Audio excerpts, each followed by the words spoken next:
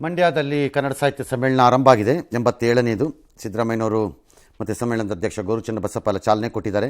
10ನೇ ತರಗತಿವರೆಗೆ ಕನ್ನಡ ಮಾಧ್ಯಮನ ಕಡ್ಡಾಯ ಮಾಡಬೇಕು, ಇಂಗ್ಲೀಷ್ ಮಾಧ್ಯಮದ ಶಾಲೆ ತೆಗೆಯೋದನ್ನೆಲ್ಲ ನಿಲ್ಲಿಸಬೇಕು ಈ ಸರ್ಕಾರ, ಖಾಸಗಿ ಶಾಲೆಗಳಿಗೆ ಅನುಮತಿ ನೀಡೋದನ್ನು ಸರ್ಕಾರ ನಿಲ್ಲಿಸಬೇಕು ಅಂತೆಲ್ಲ ಹೇಳಿದ್ರು. ಎಷ್ಟರ ಮಟ್ಟಿಗೆ ಅದು ಜಾರಿಗೆ ಬರೋಕ್ಕೆ ಸಾಧ್ಯ ಇದೆ ನಂಗೆ ಗೊತ್ತಿಲ್ಲ. ಯಾಕಂದರೆ ಅವರ ಅನಿಸಿಕೆ ಭಾವನೆ ಬೇರೆ. ತಂತ್ರಜ್ಞಾನದ ನೆರವು ಪಡೆದು ಕನ್ನಡದ ಪೀಳಿಗೆಗೆ ಅಕ್ಷರ ಬೆಳೆಸಬೇಕು ಅನ್ನೋ ಕನ್ನಡದ್ದು ಅಂತೆಲ್ಲ ಹೇಳಿದ್ರು. ಸರಿ, ಅದು ಇನ್ನು CM ಕೂಡ, ಮುಖ್ಯಮಂತ್ರಿಗಳು ಕೂಡ ಅಲ್ಲಿ ಮಾತಾಡಿದ್ರು. ಮಂಡ್ಯದಲ್ಲಿ ಕೆಲವು ವಿಷ ಬೀಜ ಹಾಕಕ್ಕೆ ಟ್ರೈ ಮಾಡಿದ್ರು, ಜಾಗ ಕೊಟ್ಟಿಲ್ಲ. ಇದು ಸಿಹಿ ಬೆಳೆಯೋ ಊರಿದು. ಇತಿಹಾಸದಲ್ಲಿ ಇಂಥವ್ರನ್ನೆಲ್ಲ ಸಿಹಿ ನೀಡೋರು ವಿಷ ನೀಡುವವರು ಅಲ್ಲ ಅಂತೆಲ್ಲ ನೀವು ಸಾಬೀತು ಮಾಡಿದ್ದೀರಿ ಅಂತೆಲ್ಲ ಒಂದಷ್ಟು ಹೇಳಿದ್ರು ಅವರು. ಸರಿ, ಒಟ್ಟಲ್ಲಿ ಕನ್ನಡದ ಒಂದು ಹಬ್ಬ ಅಲ್ಲಿ ಒಂದು ಪ್ರಾರಂಭ ಆಗಿದೆ. ಪ್ರಾಥಮಿಕ 1ನೇ ತರಗತಿಯಿಂದ 10ನೇ ತರಗತಿವರೆಗೆ ಬೋಧನೆಯಲ್ಲಿ ಕನ್ನಡ ಮಾಧ್ಯಮವೇ ಕಡ್ಡಾಯವಾಗಬೇಕು.